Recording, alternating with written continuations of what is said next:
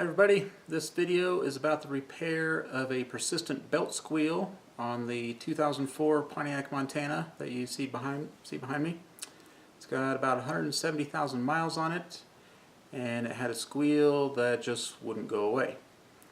And I mistakenly went about replacing components before fully diagnosing the problem.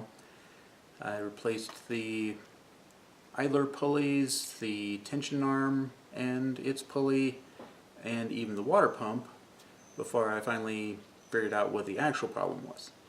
So I guess those other items could be counted as preventive maintenance, but technically I was wasting my time.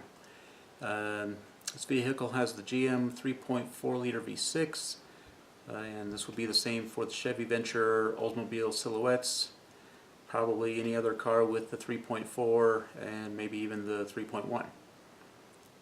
The trick that you should do before you get in too far is the baby powder trick, or it might also work with a drop of water, where you sprinkle some powder on the belt, and if the squeal goes away, that means you've got an alignment problem where the ribs of the belt are rubbing something. If the squeal doesn't go away, that means you've got a bearing problem, so you should look at the idlers, water pump, whatever.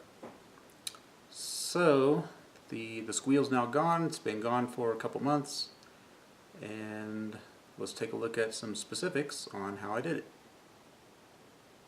Here's a look down the side of the engine before the repair at the harmonic balancer, aka crankshaft pulley, and those two rings should be flush with each other. They are two separate pieces of metal joined by a band of rubber, and that was my alignment problem. The GM service manual says that you're supposed to drop the frame or the engine cradle to do this job, and that is absolutely not true. The harmonic balance puller can be taken off without undoing any frame bolts. Definitely put the vehicle up on jack stands, take off the tire, take off the fender well. It's got some plastic clips holding that in, or the fender liner.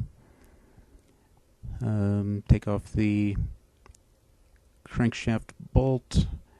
That was an 18mm socket. The service tool there in step 8, that's the harmonic balance puller. I happen to have one of those that was 30 years old. And there's the GM reinstallation tool. We'll see a photograph of that here a little bit later. I just tapped the balancer on a tiny bit with the sledgehammer and then used the holding bolt as an installation bolt. Apply sealer to the keyway. Well, I just kind of ignored that. I suppose that's to keep a water drip from accumulating in there and causing rust. I don't know. I ignored that part. And then there's the factory bolt and washer, which for me, they were sort of swaged together and didn't come apart from each other anyway. Then crank it on 76 foot-pounds. Put the fender liner back on, lower the vehicle, and should be in good shape. So here's some photos of my particular job. Got the vehicle up on the jack stand, fender liner out. There's the harmonic balance puller. I propped my LED light, rechargeable LED light up in there. And I did go buy some 3/8 16 by 2-inch bolts to make sure the puller would be on the inside of that sheet metal. And I used a 12-inch socket extension as a rotation preventer to keep the engine from spinning, because it will spin on you. And then started cranking on that bolt, which walked the puller off.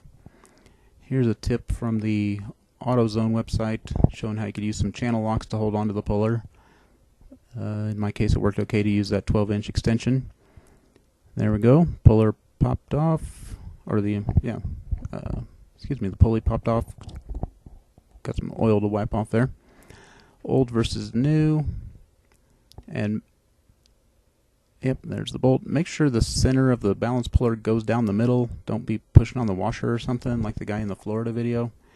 There's the surfaces, flush on the right, mismatched on the left.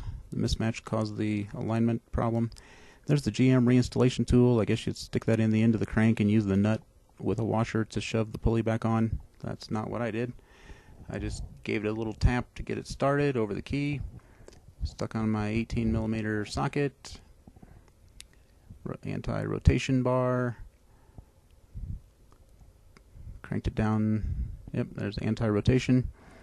Cranked it down to approximately 76 foot-pounds, and here's the engine running afterward.